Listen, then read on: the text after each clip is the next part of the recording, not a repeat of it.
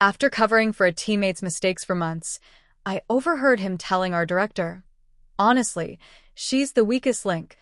Always needs help to keep up." My stomach dropped as they laughed together. I said nothing. Instead, I Bcc'd all evidence of his blunders to our compliance officer and watched him stumble through a fumbling exit speech he didn't know was coming. I've never been the kind of person who makes a scene. I like staying in the background, doing my job, and going home. I've worked at the same tech consulting firm in Des Moines, Iowa for about 6 years now. Nothing fancy, but it pays well, the people mostly mind their business, and I've made a name for myself as someone who gets things done without drama. That was until Mason showed up. He joined our team a little over 8 months ago. The first week he started, he showed up late to the Monday morning stand-up, leaned back in his chair, and made a joke about how these meetings could have been emails. Everyone laughed, even Rob, our director. I didn't. I just watched him. Something about him rubbed me the wrong way from the start, but I ignored it. I thought maybe I was being judgmental. Mason was smooth. He knew how to talk. Always had some story ready about the crazy stuff he worked on at his last company. Always flirting just enough with the office admin to keep her smiling but never saying anything direct. He had a weird charm, but it felt empty, like smoke. Then the real work started.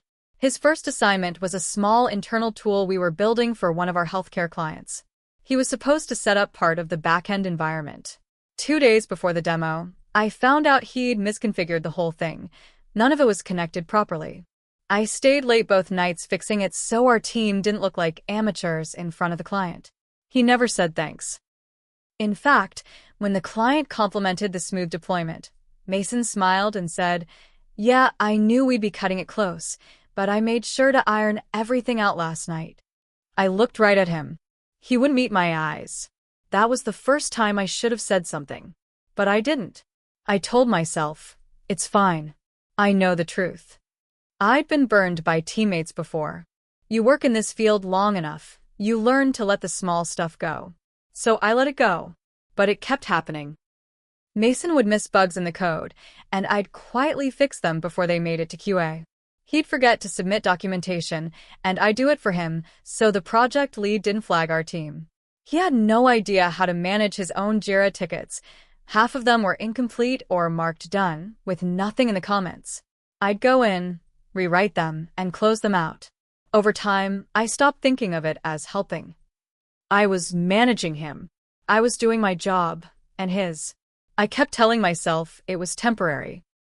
He'd catch up eventually. Or Rob would notice. Rob didn't notice. Actually, that's not fair. He noticed Mason, just not what he was doing wrong. Rob loved Mason. They'd joke around during meetings, talk about football, sometimes disappear for half an hour in Rob's office with the door shut. Rob acted like Mason was some kind of rock star. Meanwhile, I was invisible. A few coworkers started joking that Mason was Rob's golden child. I laughed along, but inside, I was starting to get resentful. And tired. The kind of tired that doesn't go away with sleep. I was holding things together while Mason got the credit. I never planned revenge. That wasn't where my head was at. Not yet. That changed the day I overheard that conversation. It was a Thursday. I remember because I was wearing the same ugly maroon sweater I always wear on Thursdays. It's warm, and I don't care how it looks. I'd just finished fixing a deployment issue Mason caused again. And I was walking to the break room for coffee. The conference room near the kitchen has glass walls. It's not soundproof. As I walked by, I heard my name. That's the only reason I stopped. Rob and Mason were inside. I paused just outside, still out of their view. I wasn't eavesdropping at first. But then Mason said, laughing, "Honestly, she's the weakest link on the team. I'm constantly helping her stay afloat." Rob chuckled. Actually chuckled. Then said something like, "Well, at least she doesn't complain about it." I stood there for a full 10 seconds. Frozen. My ears rang. My face got hot. I couldn't move. Then I turned and walked out before they could see me. I didn't eat lunch that day. I couldn't. I stared at my monitor for 2 hours, thinking about all the nights I stayed late. all the stuff I fixed, all the times I told myself it wasn't worth it to make a fuss. And this man, this clown, was in there telling my boss that I was the one slowing the team down? That night, I didn't cry. I didn't vent. I didn't even tell my friends. I started gathering proof. 8 months of Slack messages, Jira logs, and emails. Screenshots. Ticket histories. Date stamps. I pulled everything. I organized it into folders by client. I labeled everything by issue and date. I showed my own fixes. I included screenshots of him asking me how to fix things, or straight up admitting he didn't know what he was doing. I didn't lie. I didn't exaggerate. I let the facts do the talking. Then, after 2 weeks of careful documentation, I wrote one email. I addressed it to Angela, our compliance officer. I CC'd Dee from HR. I put Rob and Mason in the BCC field. They wouldn't know until after it was sent. The email was short. Clear. It said, attached is documentation of repeated errors, misrepresentations, and issues stemming from one member of our systems team. These have impacted multiple client engagements. I've compiled examples and communication logs to support this. Please advise on appropriate next steps. I sat with it in my drafts for a whole day.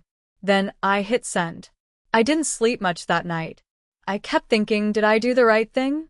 Will they even care? Will this backfire on me? But it was too late now. The train had left the station. 4 days later, Angela pulled Mason into a meeting. Supposed to be quick. It went on for over an hour. When he came back to his desk, his face was pale. He didn't say a word. He just stared at his screen. Later that afternoon, Rob got called in too. The next morning, Mason didn't log into Slack. No email. No warning. Just gone. I thought maybe he took a sick day. Then Tuesday morning hit. At exactly 10:03 a.m., we got an all-staff email. We'd like to announce that Mason has decided to pursue opportunities outside the company, effective immediately. We thank him for his time here and wish him the best. Everyone around me was confused. I wasn't. At 11:15 a.m., I watched him come in with someone from HR and pack his desk. He didn't say goodbye. Didn't look at me. He knew. But the part that really got me? The day after that, Rob came to my desk and said, "Hey, can we talk?" We went into a conference room. He looked like he hadn't slept either. "I just wanted to say," he started, "I didn't know you felt that way." I looked at him and said, "I didn't feel anything. I just shared the facts." He nodded slowly, said, "Fair." Then I said, "I heard what you said in that meeting, Rob. I was walking by. I heard all of it." He froze. His face dropped. His mouth opened like he wanted to say something, maybe apologize, maybe lie. But he didn't. "I didn't realize you were there," he mumbled. "Yeah," I said. "You didn't realize a lot of things." I walked out. After that meeting with Rob, things at work didn't go back to normal. They got weird. He avoided me for a while. Stopped joining the daily stand-ups. When he did show up, he stayed quiet. No more jokes. No more football talk. It was like someone hit mute on him. I thought maybe he was embarrassed. Or maybe scared. I mean, it wasn't a good look, laughing with a guy who got fired for screwing over the company and lying about a teammate. I figured he'd eventually move on or leave. But that's not what happened. Instead, Rob started getting involved in my projects. Not in a helpful way. In a hovering way. Nitpicking little things. Questioning decisions I made that had never been questioned before. Asking for clarification on work I'd done dozens of times without issue. At first I thought I was imagining it. Then one of my coworkers, Rita, pulled me aside one day after lunch and said, "Hey, is Rob giving you a hard time? 'Cause he's acting weird about your work in our planning meetings." I didn't know what to say. I hadn't told anyone about the email. But the way Rita said it, like she already knew something was off, made it real. I kept my answer vague. "Yeah, I noticed." Trying not to let it get to me. But it did get to me. Every day, I felt like I was walking a tightrope. One missed comma in a commit message and Rob would be in my inbox. He started CCing our project manager on emails to me. Started scheduling check-ins with me every Friday afternoon, just the two of us. At first I played nice, answered his questions, stayed professional, but then he started bringing up tone, saying things like, "You seemed frustrated in the team meeting this week," or "Your emails have felt kind of short lately." That's when I realized what he was doing. He couldn't get me on performance. So now he was going to try the difficult-to-work-with route. I'd seen it before. You make someone look uncooperative, antisocial, maybe even hostile, and suddenly they're not a team player. Doesn't matter if you do great work. If you're not likable, you're not promotable. And once you're labeled as a problem, good luck climbing out of that hole. He wanted to bury me under that label. But I wasn't going to let him. I started documenting everything. Every comment, every one-on-one, every follow-up email. I kept logs, saved calendar invites. I wrote down timestamps of meetings, summaries of what was said, who was there. I even kept notes on Slack interactions just in case he tried something subtle. I wasn't going to make the same mistake I made with Mason, waiting too long. This time I was ready. But I also knew I couldn't just go to HR again right away. They'd think I was being petty or had a grudge. I had to make it clear. Unavoidable. Undeniable. Then things got worse. One day I logged in and found out Rob had reassigned a key client project I was supposed to lead. No warning. No email. Just gone. Assigned to Connor, a guy who'd been on our team for less than a year and couldn't lead his way out of a paper bag. I asked Rob about it directly. He shrugged and said, "I thought Connor could use the experience. You've got enough on your plate, right?" I just stared at him. I didn't say a word. That night, I opened a new document on my personal computer. I named it Targeting Behavior. Rob, I started writing it all down from the beginning. Not just facts this time, narrative, like a report, a timeline. I figured if I had to go to HR again, I'd give them something solid, something that would make them have to take it seriously. What I didn't know, what I couldn't have known, was that I wasn't the only one. Rita messaged me late one evening. "Can I ask you something off the record?" I told her, yeah, of course. She said she'd been feeling something was off too. That Rob had been giving her pushback on things that never used to be a problem. She even got a strange email from him that she couldn't explain, just cold, weird tone, accusing her of missing a deadline she'd clearly met. Then she said something that made my stomach twist. "Do you think he's coming after the women on the team?" I hadn't thought of that. But the second she said it, something clicked. Rob had always been kind of jokey with the guys. Called them bros, made crude jokes in private meetings, always gave them a little more slack. But with me? With Rita? Professional. Cold. Sharp. Then I remembered something else. Mason used to be his guy. His buddy. The one he defended. The one he laughed with. I thought I was just dealing with a backstabber. Now I was wondering if I was dealing with something worse. And I wasn't alone anymore. Once Rita opened up to me, things started to unravel fast. We began comparing notes. She'd saved emails too, and some of them were worse than mine. Rob had made comments about her tone as well, but in her case, he went even further. In one meeting recap email, he actually wrote, "Let's work on being more approachable next time. You can come across strong, and it's not always well received." That's what he sent to a senior engineer. A woman who had outperformed every guy on the team the last 2 quarters. It wasn't just micromanaging anymore. It was coordinated, subtle. Rob was undermining certain people, mostly women, and promoting the hell out of younger guys who barely had their feet under them. We started quietly reaching out to others. One by one, they came forward. Alicia, one of our business analysts, said Rob had shut her down in 3 meetings straight, even though she was giving updates he had asked for. Megan, from QA, said Rob removed her from a cross-functional team she'd been assigned to without even telling her. She only found out when her calendar invite disappeared. Even Jared, who I thought Rob liked, admitted that he'd been told to keep an eye on Alicia because she was getting emotional in meetings. It was like a pattern had been hiding in plain sight. Rob was carefully shifting influence away from women and toward his chosen crew of yes men. And he wasn't dumb about it. He never said anything outright, Never crossed the line in writing. But he nudged. Suggested. Redirected. Until you were out of the loop, left off a call, or slowly erased from visibility. We knew we couldn't go to HR as individuals. We needed more. A bigger case.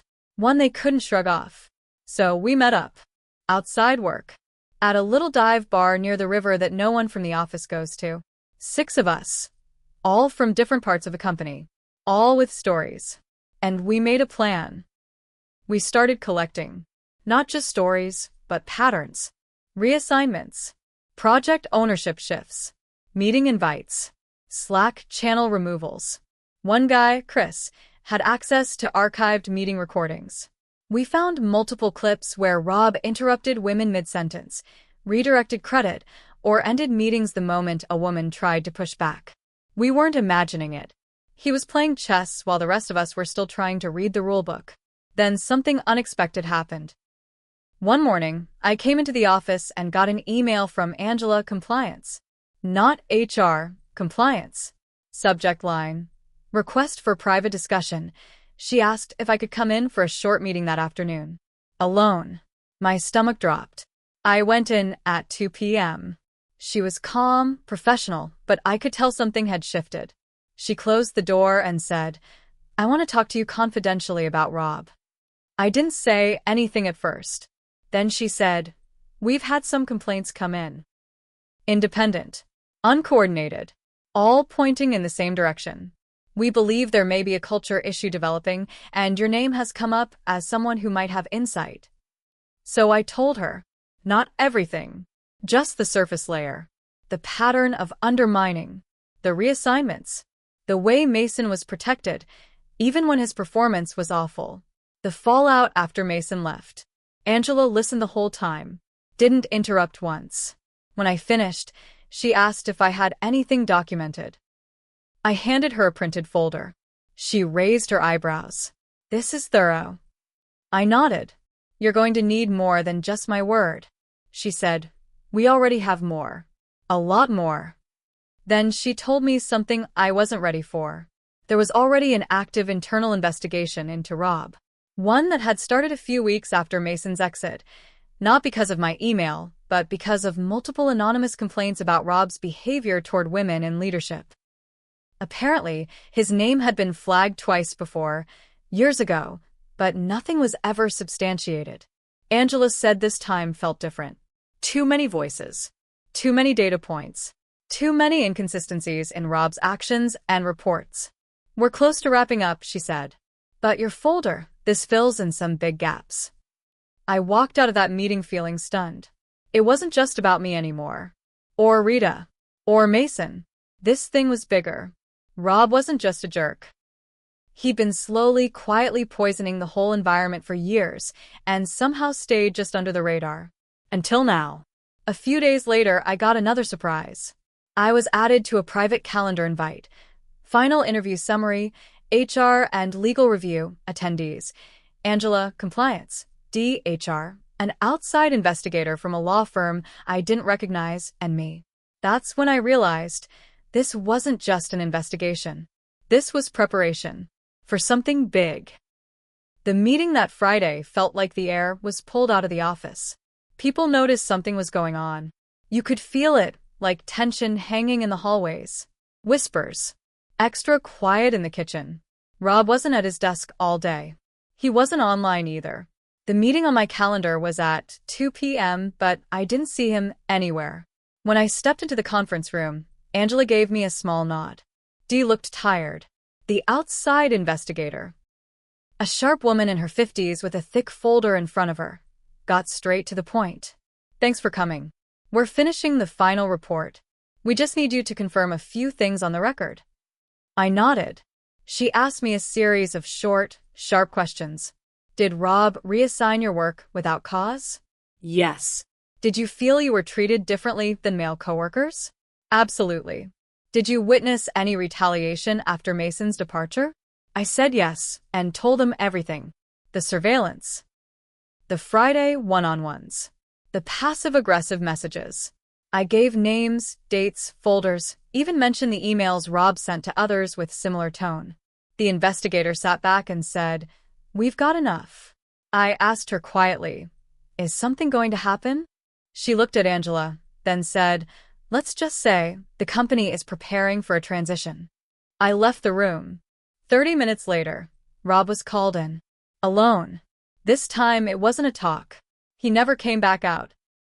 An hour later, I saw him leaving through the side exit, escorted by the same woman from HR who had walked Mason out. No box. No advice. Just gone. An internal email went out 2 hours later. Effective immediately, Rob has resigned from his position as director. We appreciate his contributions and wish him well in his future endeavors. They really loved that line. But it didn't end there. The next week, something unexpected happened. An email went out to the entire company from Angela with backing from legal and HR.